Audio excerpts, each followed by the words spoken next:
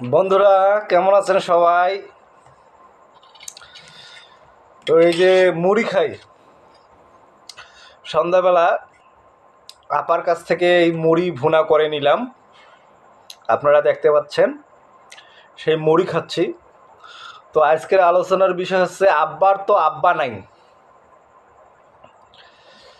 তো অনেকে বলতে পারবে এটা আবার কেমন কথা, বাপের তো বাপ নাই আবার আব্বার তো আব্বা নাই, ঘটনাটা কি? তো ঘটনাটা বলার আগে কয়েকটা ঘটনা বলি। কয়েকদিন থেকে গরম গরম অতীতেও ছিল,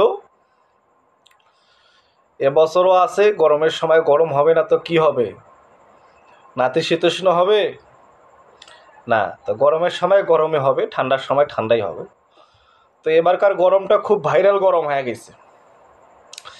এই গরম নিয়ে ফেসবুকে লেখালেখি হচ্ছে এবং কন্টেন্ট ক্রিয়েটাররাও বিভিন্ন ভিডিও তৈরি করতেছে। তারপরে যারা ফানি ভিডিও তৈরি করে তারাও বিভিন্ন ফানি ভিডিও তৈরি করতেছে।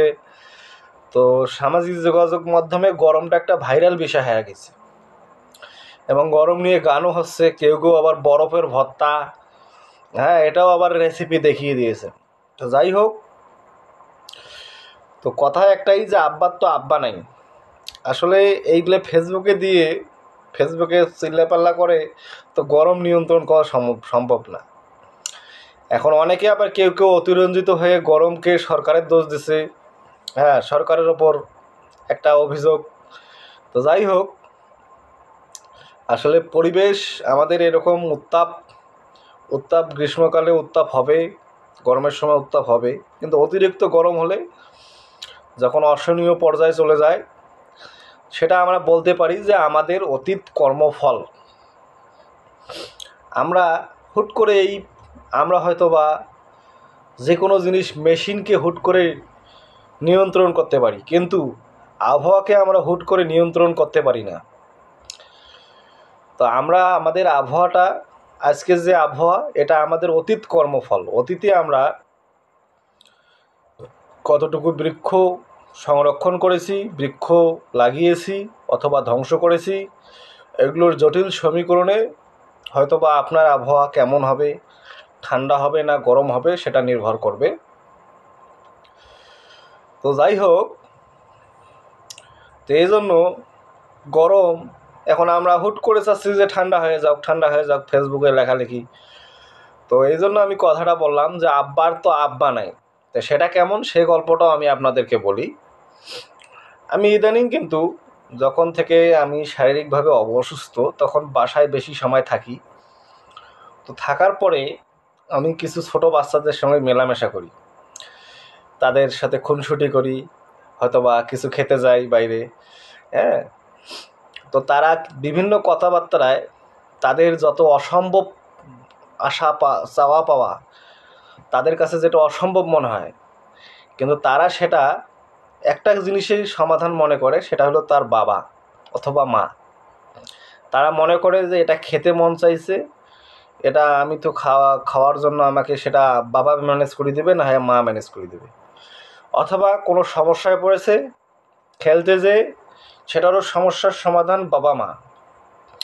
অথবা অসুস্থ হয়েছে, সেটারও তারা ধরে নেয় যে সমাধান বাবা মা। তো ছোটো বাচ্চার কাছে আসলে তার সমস্ত না পাওয়াগুলো, মানে মনের মধ্যে যে আমাদের যেমন এখন অনেক কিছু চাওয়া পাওয়া থাকে, আমরা হয়তোবা পূরণ করতে পারি না আমাদের সামর্থ্যের কারণে, অর্থনৈতিক কারণে, আবার বিভিন্ন কারণে আমরা পারি না। ওটা আমরা মেনে নিয়ে চলি, কিন্তু তারা কিন্তু সেটা মানতে চায় না। তাদের একটাই ধারণা যে সমস্যার সমাধান বাবা মায়ের কাছে, বাবার কাছে, বাবা সব সমস্যার সমাধান করে দেবে, তাদের ধারণা। কিন্তু সে অসুস্থতা হলেও বাবা তো চিকিৎসা করবেই, কিন্তু রোগ মুক্তি দেওয়ার মালিক ওপরওয়ালা। অথবা ভালো কিছু যদি, তাদের অসম্ভব কিছু যদি চাহিদা থাকে, আর বাবা যদি এইটা কম থাকে, তারা কিন্তু সেটাও বোঝে না। তারা মনে করে যে সমস্যার সমাধান বাবা, কিন্তু এই বাবা তো পড়ে গেছে মহাবিপদে। হ্যাঁ, বাপ তো কয় মোর তো আর বাপ নাই, ওর তো বাপ আমি, কিন্তু আমার তো আর বাপ নাই, অথবা আমার তো আর পিতা নাই। তো এইরকম হুট করে চাইলে এই আবহাওয়ার ব্যাপারটা আসলে বাপের তো বাপ নাই রে ভাই, হট করে চাইলে আবহাওয়া নিয়ন্ত্রণ হবে না। ধৈর্য ধরেন, আল্লাহর কাছে প্রার্থনা করি, দোয়া করি যেন আল্লাহ খুব দ্রুত একটা স্বস্তির বৃষ্টি দেয়। অনেকে আমরা নামাজ পড়েছি, অনেকে নামাজ পড়েছেন বৃষ্টি কামনার জন্য। তো যাই হোক, হ্যাঁ, আমাদের যে ফাঁকা জায়গাগুলো আছে আমরা হয়তো বা সেই জায়গাগুলোতে বৃক্ষ লাগাইতে পারি। লাগাইলে হয়তো বা আমরা তৎক্ষণাৎ বৃক্ষ থেকে আমরা ফল পাবো না। অনেকে আবার বলে যে এখনই গাছ লাগান, গাছ লাগান। আর উপযুক্ত সময়ে গাছ লাগাইতে হবে, জুন জুলাই মাস। তো যখন গাছ লাগানোর সময় তখন গাছ লাগাতে হবে, সেটার ফলও কিন্তু আপনি লাগার সাথে সাথে পাবেন না। গাছ ভেদে আপনার সেটার ফল দেওয়া শুরু করবে, এর জন্য অপেক্ষা করতে হবে। পরিবেশটা আসলে একদিনে চেঞ্জ করে দেওয়া যায় না, এটা কোনো মেশিন না। সব এটা আপনাকে চিন্তা ভাবনা করতে হবে। তো যাই হোক, আর বিদ্যুৎ নিয়ে অনেকে তো অনেকগুলো কথা বলছেন, তা আসলে বিদ্যুতের ওপরও আপনারা চাপ ফেলতেছেন। যাদের একটু সামর্থ্য আছে, মানে এইটা আছে, তারা বাড়িতে এসি লাগাচ্ছেন, আইপিএস লাগাচ্ছেন। আমাদের সরকার ঘোষণা দিয়েছে যে সোলার লাগান। সোলার লাগাইলে এই সময় যে রোদ, এই রোদটা, সূর্যের তাপমাত্রাটা কত সম্পদ আপনারা জানেন। কিন্তু আমরা তো একটু হাই ভোল্টেজ খাইতে চেষ্টা করি। আমরা যে হাইব্রিড যুগে প্রবেশ করছি, এটা একটা তার উদাহরণ। অনেকে আছে, অনেকে যাদের সামর্থ্য আছে আমার দেখা মতো, তারা সোলার লাগাইতে চায় না, তারা আইপিএস লাগায়। আসলে আইপিএস কেন লাগায়, সোলার কেন লাগায় না, তারও কারণ, সোলারে ফ্যানের স্পিডটা কম হয়, পাওয়ার একটু কম হয়। তো যাই হোক, সোলারের পাওয়ারও হাই করা যায়। সেক্ষেত্রে আপনি প্যানেল বাড়ান, ব্যাটারি বাড়ান, প্যানেল বেশি ওয়াটের প্যানেল লাগান, হয়ে যাবে। কিন্তু মানুষ সেটা না, মানুষ কী করে, আইপিএস, আবার কারেন্টের ওপর নির্ভরশীল করে। এমনিতে তো সরকার আমাদের বিদ্যুৎ উৎপাদনে অনেক টাকা ভর্তুকি দেয়।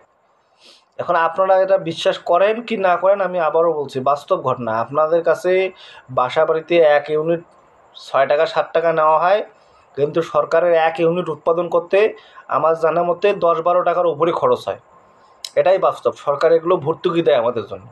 তো যাই হোক, আমরা কিন্তু ঘুরে ফিরে ওই যে হাইব্রিড খাওয়ার কথা বললাম, আমরা কিন্তু হাইব্রিড, আমরা এই যে সোলারের যে কম পাওয়ার হয়, এর জন্য আমরা সোলার চাই না, আমরা আইপিএসে লাগাই। ঘুরে ফিরে যেটা আমাদের সংকট, আমরা সেইটাকে আরও বেশি সংকট লাগিয়ে দিই। এখন আমাদের বিদ্যুৎ নাই,